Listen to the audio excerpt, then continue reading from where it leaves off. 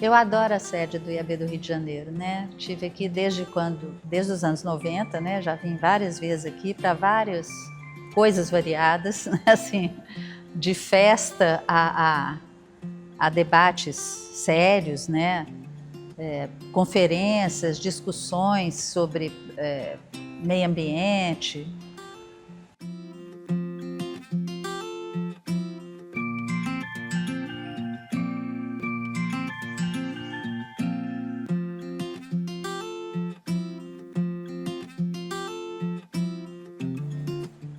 Eu tomei conhecimento do IAB numa série de lutas já urbanas em Belo Horizonte, em que o IAB se manifestava, estava sempre presente.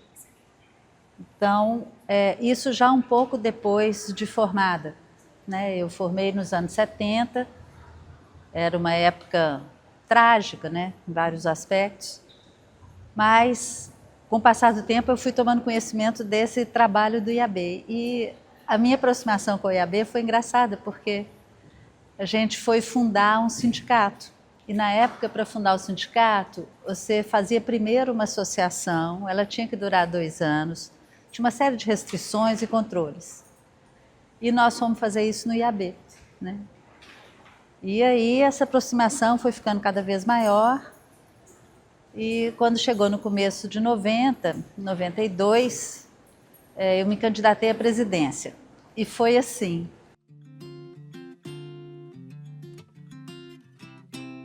A nossa candidata era a Ana Schmidt, uma arquiteta fenomenal, a gente era sócia na época. E a Ana, por uma série de questões pessoais, ao fim e ao cabo, não pôde se candidatar. Então, a escolha já estava nessa discussão do que o escritório fazia. A gente trabalhava tanto em arquitetura, quanto obra, quanto planejamento urbano. E era um escritório de mulheres, né? Então, dessa maneira, o pessoal com quem a gente estava articulando me convidou, eu me candidatei e fui presidente por 2 gestões, que foram gestões muito interessantes, eu achei. Fizemos várias coisas, né? Desde o Prêmio Gentileza Urbana, que era uma iniciativa para aproximar as pessoas, o cidadão comum, da ideia de uma arquitetura generosa, de uma cidade aberta, de uma cidade mais criativa, até outras ações que também fomos desenvolvendo, também as festas, né, o almoço dos arquitetos, tudo isso. Então foi um período muito rico, que foi sucedido, meu vice-presidente foi o próximo presidente, Flávio Cassaladi, então foi uma época muito interessante. Ao mesmo tempo eu já era, desde os anos 80, professora na universidade, então sempre há essa aproximação com o Instituto de Arquitetos, né? A discussão da profissão, a discussão do nosso papel na cidade. Foi assim que começou minha vida no IAB.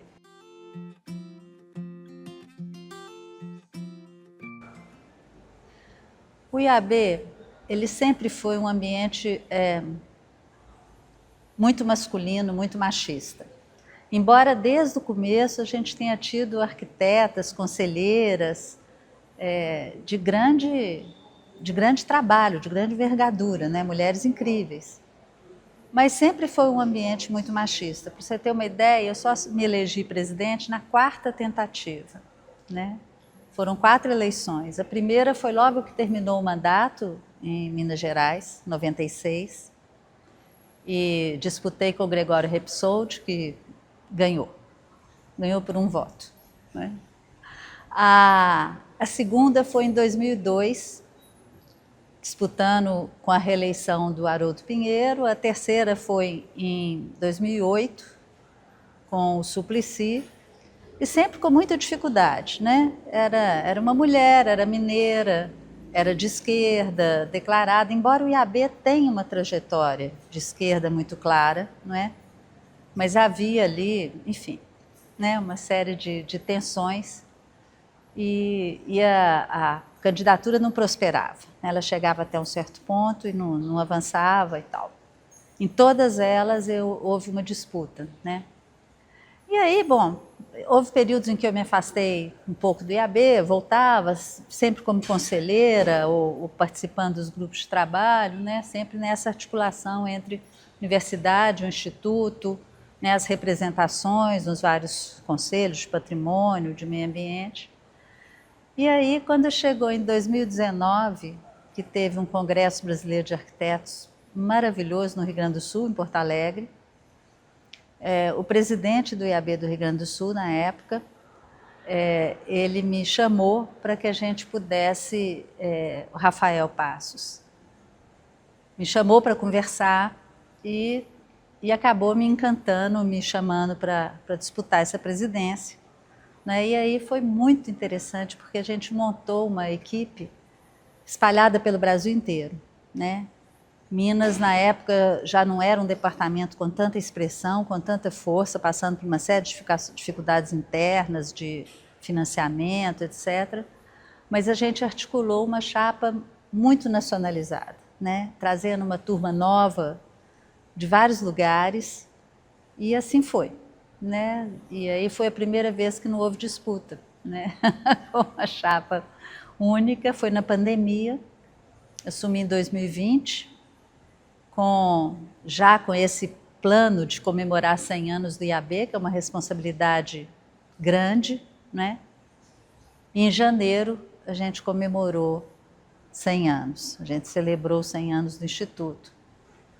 E foi um período difícil, porque a pandemia de fato nos deslocou, né?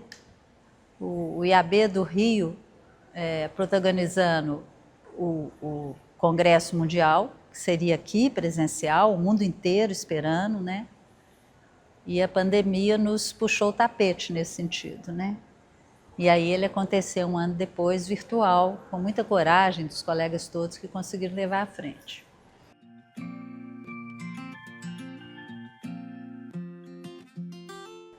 Aí vai depender um pouco de em que lugar do Brasil que a gente está, né? Em Minas, por exemplo, eu fui a segunda presidente mulher, mas já tivemos várias outras depois, né? O Rio está na terceira presidente mulher, né? Outros estados nunca tiveram uma presidente mulher, né? Então, há uma dificuldade da gente chegar em alguns postos. Essa dificuldade não é só na arquitetura, né? Embora a gente seja maioria em várias profissões, a gente é maioria na universidade e a gente é a maioria demográfica, né? Mas é uma carga dupla, tripla, né, que a mulher enfrenta, e uma série de outras dificuldades para se instalar nessas posições de poder, né? Posições que exigem também um comprometimento diário muito grande. Né? O IAB tem lutado muito e de maneira muito propositiva, ele tem uma comissão de equidade, né, conseguiu instalar através de arquitetas vinculadas a essa ideia, instalar essas comissões também no Conselho de Arquitetura, e é uma busca não só de equidade no trabalho, nas condições, como de trazer um olhar que é um olhar feminino, né, que é um olhar próprio sobre o mundo, que é um olhar do cuidado, mas é um olhar vinculado a essa luta daqueles que são marginalizados, né, em todos os sentidos. O movimento feminista nasce junto com o movimento operário, né?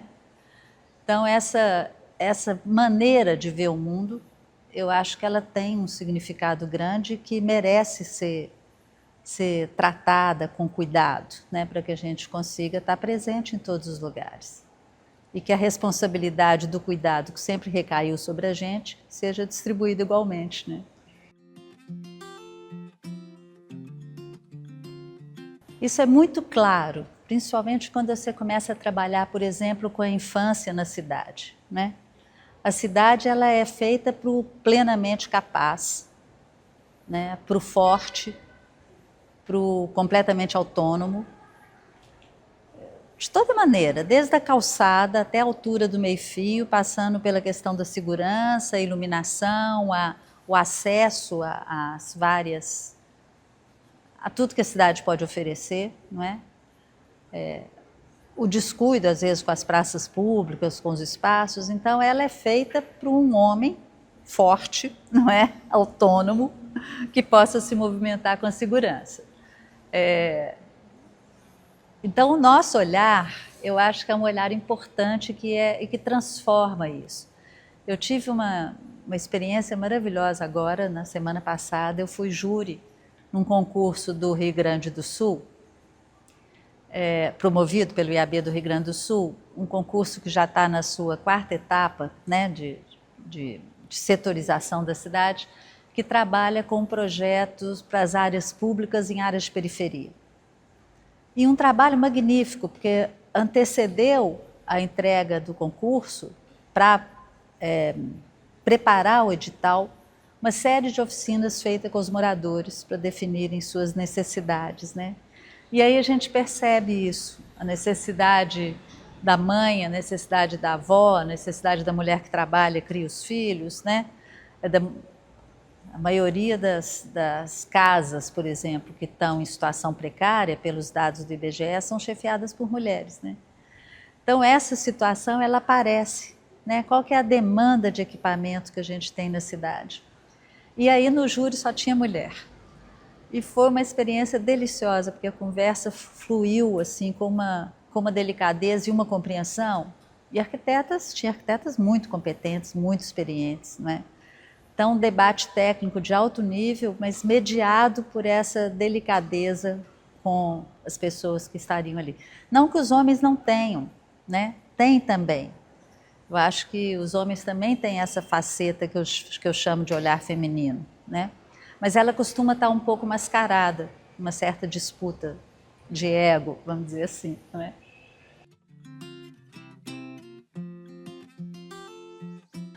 O concurso, eu sou uma fã de concurso. Eu já tive nas várias posições, assim, eu já fui concurseira de concurso público, né? Tive escritório por muitos anos e a gente participava de concursos, ganhamos alguns.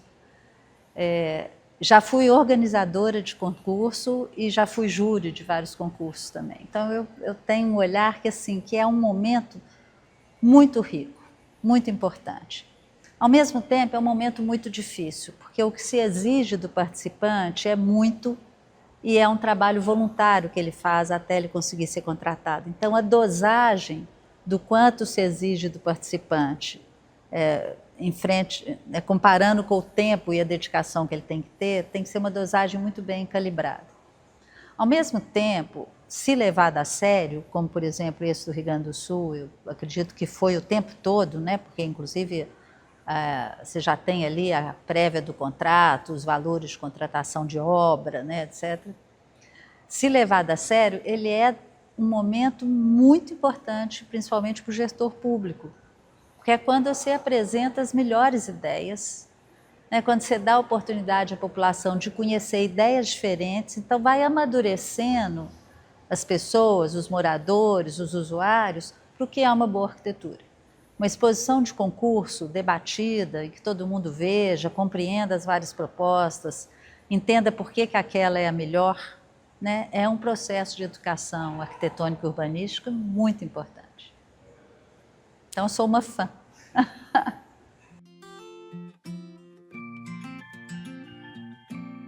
O IAB tem uma tradição, desde o seu começo, né, de discutir a cidade. Porque, embora a gente só tenha recebido o título de arquiteto e urbanista depois dos anos 90, né, não existe uma arquitetura fora do lugar. Né? Então, a discussão da cidade, o interesse pela cidade, sempre foi muito presente entre os arquitetos e muito presente no IAB. Né? Então, eu acho que tem uma trajetória, né? Se a gente for lá, não vou contar a história, né? Mas se for lá nos anos 50, você vai ver o IAB se envolvendo nesses debates, né? Se envolvendo na luta pela Constituinte, né? Pelos capítulos que trataram disso, e aí sempre sucessivamente, até a lei de assistência técnica, as discussões de plano diretor. Então o IAB sempre esteve muito ligado a esse debate, e tem sido um espaço, não só um espaço intelectual, mas às vezes um espaço físico, como esse aqui do IAB do Rio de Janeiro, né? Que abriga, né, conferências, que abriga debates, que traz a população para discutir a cidade. Acho que é um papel nosso imprescindível.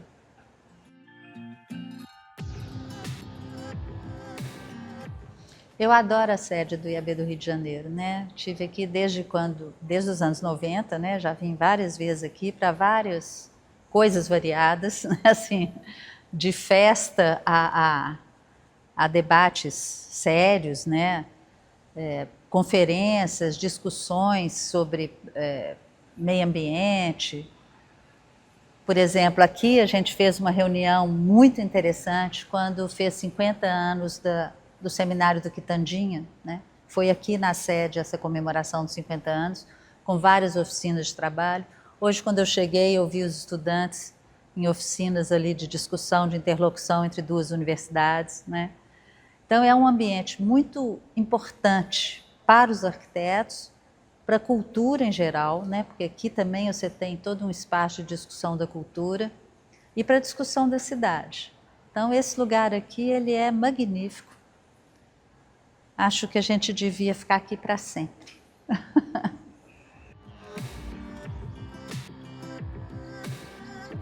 Quando eu assumi a presidência, em outubro de 2020, tinha uma comissão dentro da direção nacional, dentro do Conselho Superior, uma comissão preparando uma publicação para celebrar os 100 anos do IAB. E aí foi essa batalha, só conseguiu ser lançado em 2022, né, mas era comemorativo do centenário. Eu acho que foi talvez o trabalho mais importante da gestão, porque conseguimos reunir depoimentos, conseguimos muita gente do Rio de Janeiro envolvida, né? Cessa Guimarães, muitos arquitetos daqui e do Brasil todo. A Vera França Leite, né? Redigiu uma parte importante da história, porque ela tinha acabado de lançar o livro dela sobre o IAB, a atuação política do IAB no planejamento urbano, né? Nas cidades. E esse livro foi uma epopeia, consegui organizar, convidar, fazer sem dinheiro, né? Ele foi todo feito com a pré-venda, todo o pagamento do livro foi feito com a pré-venda, então isso é uma aventura, né? Porque é um apostar, né? no que sairia, e de fato foi eu acho que foi talvez a coisa mais importante da gestão.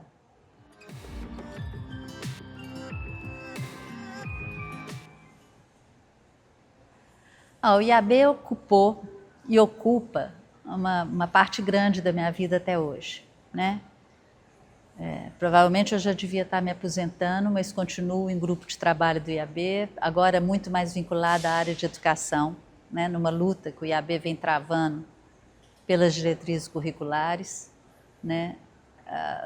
O IAB ele representa para mim um lugar de conversa.